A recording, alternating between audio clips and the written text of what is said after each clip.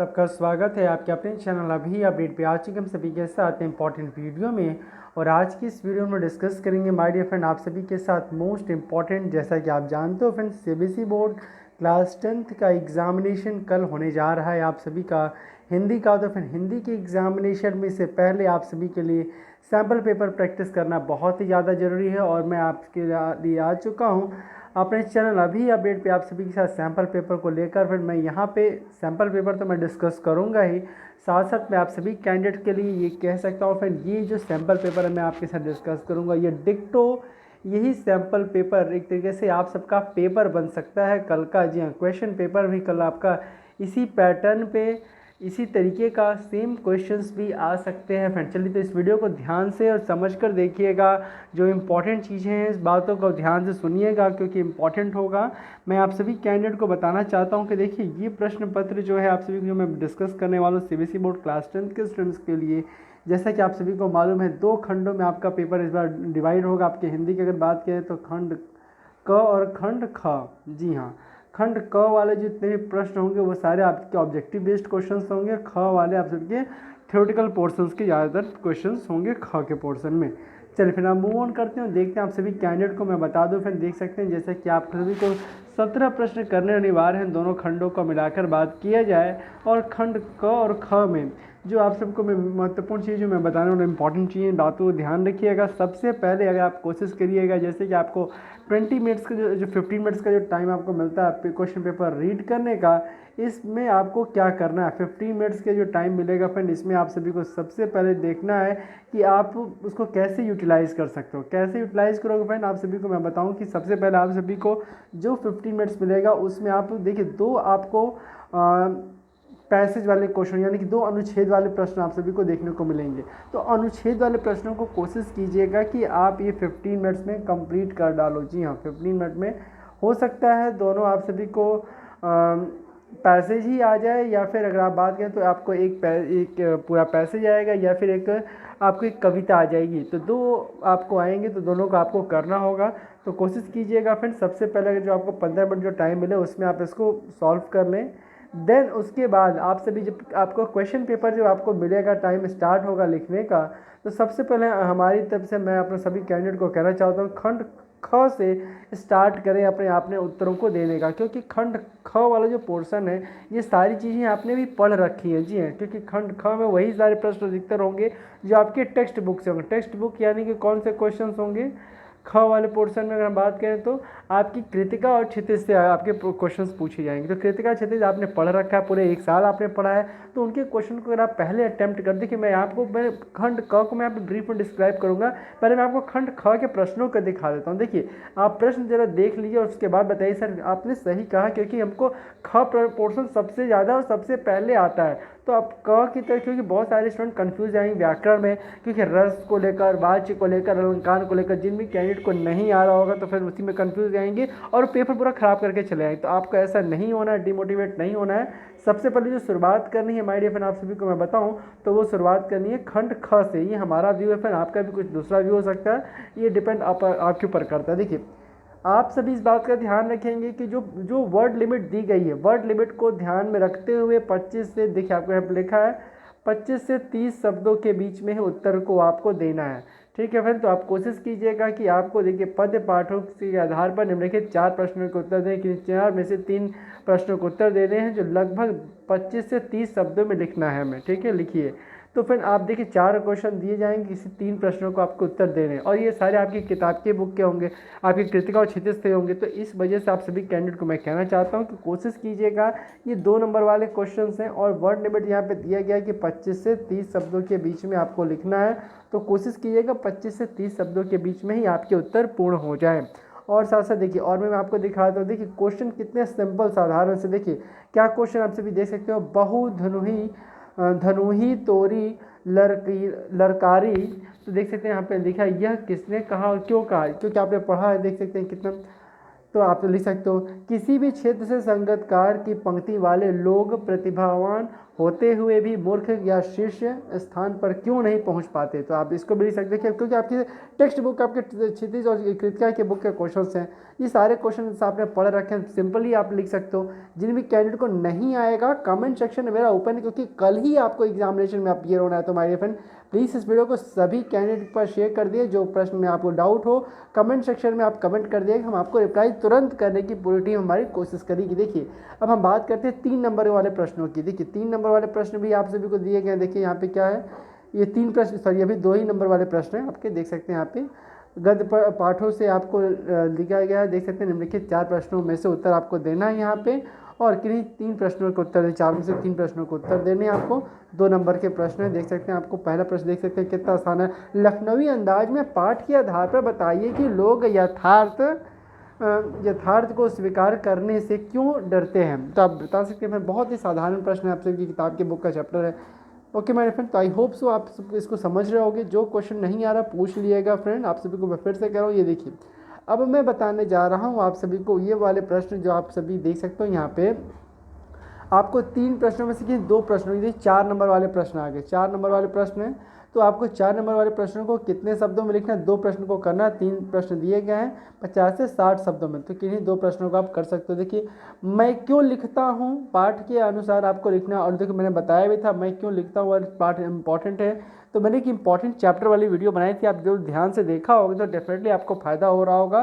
देख सकते हैं किस तरीके से क्वेश्चन आप सभी को एग्जामिनेशन में सीधे के सीधे उन्हीं पाठों से आ जाते हैं। तो मैं आपको बता, देखिए ये देखिए माता का आंचल पाठ वाला भी देखिए बहुत ही सिंपल चैप्टर है आपका। अगर बात करें काव्यखंड से, तो इसको भी एक बार ध्यान से देख लीजिएगा, क्योंकि 4 नंबर के प्रश्न आए तो कोई क्वेश्चन छोड़कर आप ना आओ, ठीक है। चलिए फ्रेंड, और ये बस कंडक्टर के दुर्व्यवहार की शिकायत करते हुए मंगलापुरी डिपो के प्रबंधक को पत्र लिखना है। देख सकते हैं आपको यहाँ पे लिख सकते हैं 5 नंबर यहाँ पे फ्री में आपको मिल जाएगा यहाँ पे, ठीक है। चलिए अब मैं आपको थोड़ा सा और भी बता दूं, जो 5 नंबर वाले प्रश्न आप देख सकते हो यहाँ पे किस तरीके से आए हैं, और सारे विवरण आप खुद से दे सकते हो। देखिए ये आपको ये लिखना, देखिए अभी आपको प्रश्न आप कर सकते हो। देखिए दूरदर्शन अधिकारी को कार्यक्रम के में सुधार हेतु सुझाव के लिए ईमेल लिखना है, तो मेल भी आप लिख सकते हो। ध्यान से देख लीजिएगा, मेल हो चाहे कुछ भी हो, आप सभी को मैंने पढ़ा दिया है। जो भी इंपॉर्टेंट चीज़ है मैं आप सभी के साथ डिस्कस कर रहा हूँ यहाँ पे, जो पेपर में एग्जामिनेशन पॉइंट ऑफ व्यू से इंपॉर्टेंट है। तो फ्रेंड आप सभी देखो कितना साधारण से प्रश्न एग्जामिनेशन में पूछे जाते हैं। आई होप सो इसको आप समझ लिए होगे और सारे क्वेश्चन को आप हल करके एग्जामिनेशन में जाओगे, जैसे आप सभी को हेल्प हो आपके एग्जामिनेशन। चलिए अब हम मूव ऑन करते देखते हैं। खंड ख को मैंने देख लिया कितने साधारण प्रश्न और आपके पाठ्य पुस्तक से क्वेश्चन आए हैं। आप सारे प्रश्नों को हल कर सकते हो। कोशिश करिएगा वर्ड लिमिट का ध्यान रखिए, जब लिखा है 25 से 30 वर्ड तो इससे ज़्यादा ना जाए, अदरवाइज नंबर कटते भी हैं, तो ध्यान रखिएगा। और 50 से 60 नंबर वाली 50 से 60 वर्ड वाले जो क्वेश्चंस हैं उसको भी ध्यान रखिएगा, उसी के अंदर ही सीमित ही अपने आंसर को लिखना है। चलिए मूव ऑन करते हैं, देखते हैं। देखिए पहले जो पहला प्रश्न मैंने आपको एक सुबह भी एक सैम्पल पेपर मैंने आपको बताया था, तो देखिए जो सैम्पल पेपर आते हैं बहुत ही आप सभी के लिए इंपॉर्टेंट होते हैं लगाना, क्योंकि सेम उसी पैटर्न पे क्वेश्चन पूछे जाते हैं। तो मैंने एक सैम्पल पेपर मॉर्निंग में भी आपको लगवाया होगा। आई होप सो सभी कैंडिडेट इसको देख लिया होगा, नहीं देखा उसमें तो लिंक डिस्क्रिप्शन बॉक्स में आप देख सकते हो। देखिए मैं अनुच्छेद आपको दिखा रहा हूँ, सीधे आप अनुच्छेद देख लीजिए और वीडियो को पॉज करके खुद से एक बार अनुच्छेद को पढ़ लीजिए, और क्वेश्चन की तरफ मैं सीधे चलता हूँ। देखते हैं हम क्वेश्चन किस तरीके से क्वेश्चन पूछा गया है, क्योंकि मैंने इस अनुच्छेद को पहले से पढ़ रखा है। चलिए क्वेश्चन पहला आप देख सकते हो, क्रांति करने वाले लोगों की पहचान है। बताइए क्रांति करने वाले लोगों की क्या पहचान है। तो क्रांति करने वाले लोगों की पहचान है कि दूसरों से अपने उद्देश्यों की तुलना ना करना। हमें दूसरों से तुलना नहीं करनी चाहिए, हमें अपने आप को क्या करना चाहिए, दूसरे से तुलना कंपैरिजन नहीं करना है, हमें क्या करना है, दूसरों के लिए काम करना है, ठीक है। तो क्या दूसरों से अपने उद्देश्यों की तुलना ना करना। ओके देखिए दूसरा और भी देख सकते हैं, और क्या पॉइंट है आपका, आप दूसरा भी पॉइंट देख सकते हो। यहाँ पे क्या है आपका, पड़ोसी को देखकर अपनी चाल की मध्यम ना बनाना, ये भी पॉइंट सही है। और तीसरा जो आप देख सकते हो, विपरीत परिस्थितियों को सामना करना। विपरीत परिस्थितियाँ कितनी भी कठिन परिस्थितियाँ क्यों ना आ जाए उसका डट का सामना करना।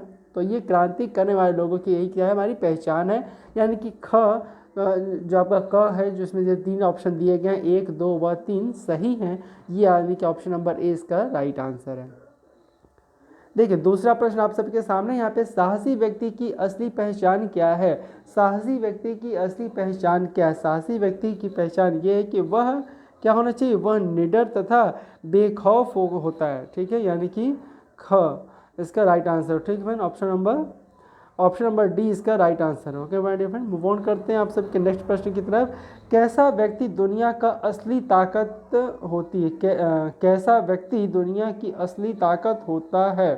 बात क्या होती है, तो फिर बात इसमें क्या होगा? फिर इसका जो प्रश्न आप देख सकते हो, इसका राइट आंसर होगा फिर जनमत की अपेक्षा करने आगे बढ़ने वाला। क्या है? जनमत, लोगों की जनता की इसकी अपेक्षा करने आगे बढ़ने वाला व्यक्ति को हम लोग कह सकते हैं, यानी कि इसका भी आंसर ख इसका राइट आंसर है। ठीक है, ऑप्शन नंबर डी इसका राइट आंसर है। क्रांति करने वाले लोगों की विशेषता क्या है? क्रांति करने वाले लोगों की विशेषता अगर हम बात करें, वो होगा आपका साहसी होना और दूसरों के अनुसरण नहीं करते हैं। ठीक है, दूसरे लोगों के अनुसरण नहीं करते हैं, साहसी होना और दूसरों का अनुसरण नहीं करते। ठीक है फ्रेंड, यानी कि इसका राइट आंसर ग हो जाएगा फ्रेंड। चलिए मूव ऑन करते हैं, नेक्स्ट देख लेते हैं आप सभी के लिए। कथन आप सभी के सामने है यहाँ पे, और उसके कथन भी दिया गया है, फिर उसके और दोनों कथन नहीं, फिर बाद का एजुकेशन है, दूसरा उसका व्याख्यान किया गया। देख सकते हो आपको लिखा, जनमत की अपेक्षा ना करने वाला ही दुनिया का असली ताकत होती है। और देखिए दूसरा क्या लिखा है, साहसी मनुष्य जनमत की अपेक्षा कर जाती है। मतलब देख सकते हैं जीता है, तो फिर देख सकते हैं इसका भी क्या होगा फ्रेंड, इसका राइट आंसर अगर बात करें तो देखिए पहला कथन तो सही है, लेकिन दूसरा कथन क्या है यहाँ पे, कारण यहाँ पे क्या है, गलत है। तो इस वजह से ख आंसर सही हो जाएगा, यानी कि option number B is the right answer. चलिए मूव ऑन करते हैं। फिर देख सकते हैं दूसरा जो आपको दिया गया यहाँ पे बहुविकल्पी प्रश्न आप सभी के सामने, यहाँ पे निर्देशानुसार आंसर आपको देने हैं। तो ये भी प्रश्न आप सभी देख लीजिएगा, बहुत ही साधारण प्रश्न है, अगर आपको डाउट हो तो पूछ लिएगा।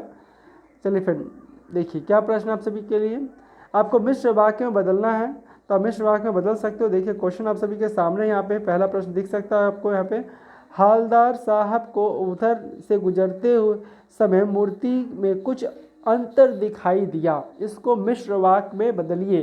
तो मिश्र वाक्य में क्या हो जाएगा, इसमें अगर मिश्र वाक्य अगर हम बात करें तो क्या हो जाएगा, इसका मिश्र वाक्य अगर आप बात करें तो क्या हो जाएगा, जब हलदार साहब उधर से गुजर रहे थे तब उन्हें मूर्ति की कुछ अंतर दिखाई दिया। मूर्ति में क्या दिखाई दिया, अंतर कुछ दिखाई दिया, यानी कि विकल्प नंबर अगर बात करें इसका राइट आंसर क्या हो जाएगा, राइट आंसर की बात करें फिर इसका राइट आंसर आपका हो जाएगा विकल्प 1 आपका, यानी कि ग answer, option number C is the right answer. ठीक है फ्रेंड, चलिए मूव ऑन करते हैं नेक्स्ट क्वेश्चन की तरफ।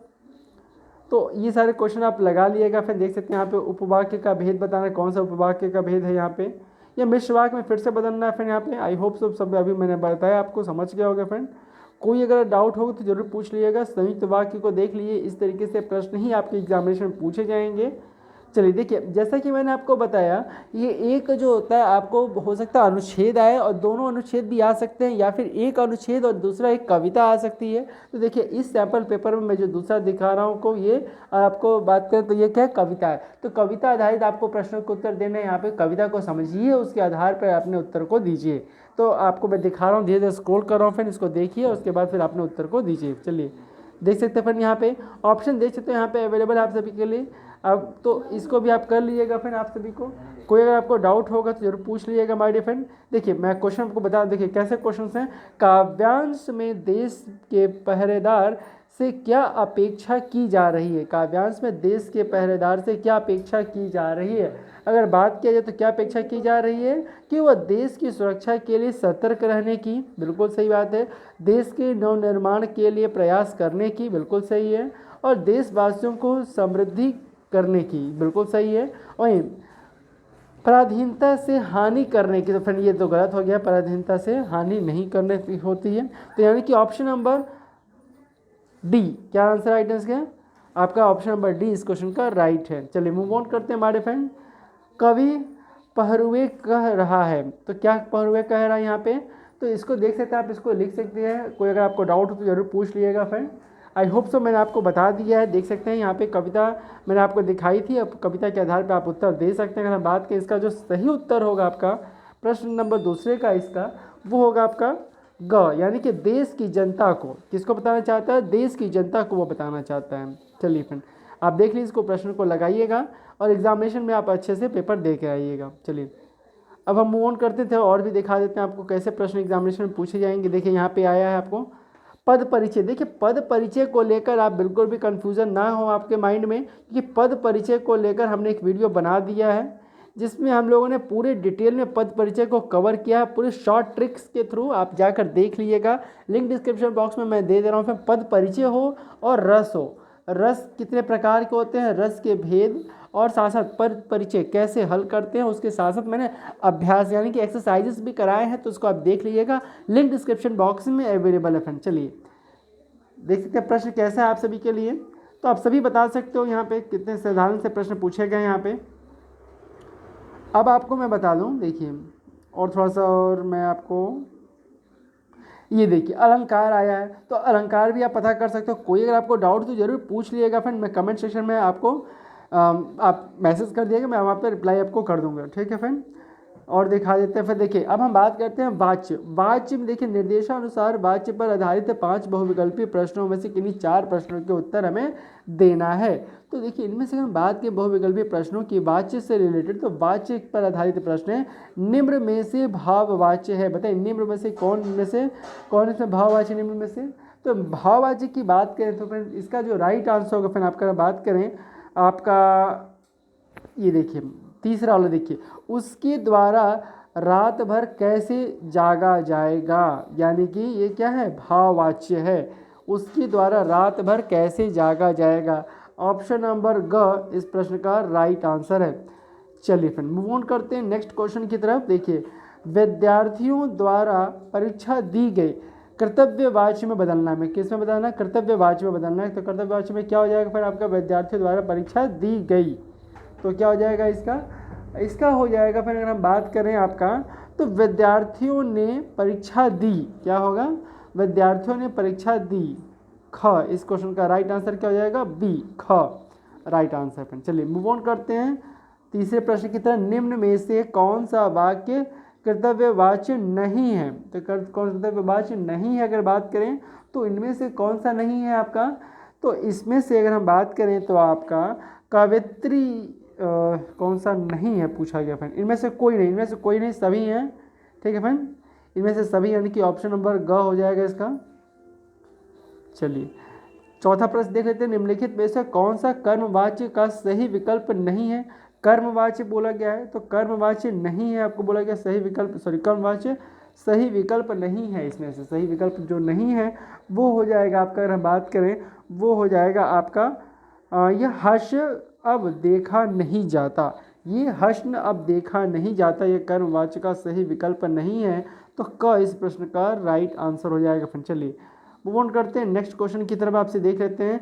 विराट कोहली द्वारा गेंद पकड़ी जाती है, तो वाच्य का भेद बताइए, कौन सा वाच्य है इसमें, इनमें कर्मवाच्य है, कर्तव्यवाच्य है, आपके भाववाच्य है। तो इसमें बात करें फिर कौन सा वाच्य है, तो इनमें से जो वाच्य है वो आपका, क्योंकि कर्म हो रहा है ना यहाँ पे, विराट कोहली के द्वारा गेंद पकड़ी जाती है, तो ये क्या कर्म वाच्य है, यानी कि ग आंसर राइट है। ऑप्शन नंबर सी इस क्वेश्चन का राइट आंसर है फ्रेंड। प्लीज़ इस वीडियो को सभी के पास शेयर कर देगा। इसी तरीके से साधारण प्रश्न आपके एग्जामिनेशन में पूछे जा रहे हैं, कोई अगर आपको डाउट होगा जरूर पूछ लीजिएगा फ्रेंड। और साथ साथ आप सभी के देखिए ये सारे क्वेश्चन बहुत ही साधारण से हैं, आपको मैंने दिखा दिया फ्रेंड, आप सभी इसको सभी के पास शेयर कर दिएगा।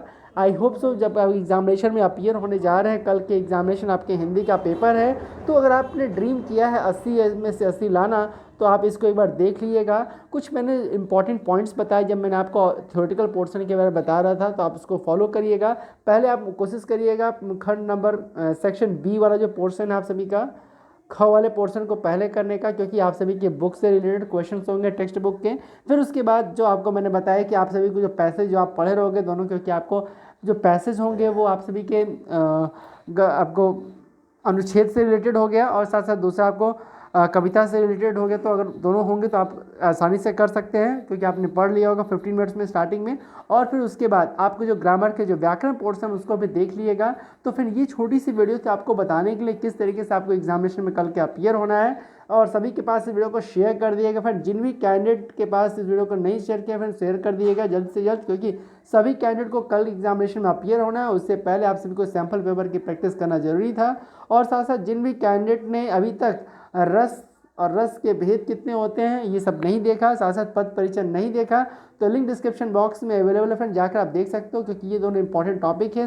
सीधे के सीधे आपको नंबर यहाँ से मिल जाएंगे। तो प्लीज़ इसको सबके पास शेयर कर दिए। चैनल पर पहली बार विजिट कर रहे हैं, चैनल अभी अपडेट पे, तो चैनल को सब्सक्राइब करिएगा फ्रेंड। फिर मिलेंगे नेक्स्ट वीडियो में। So thank you for watching this video. Thank you.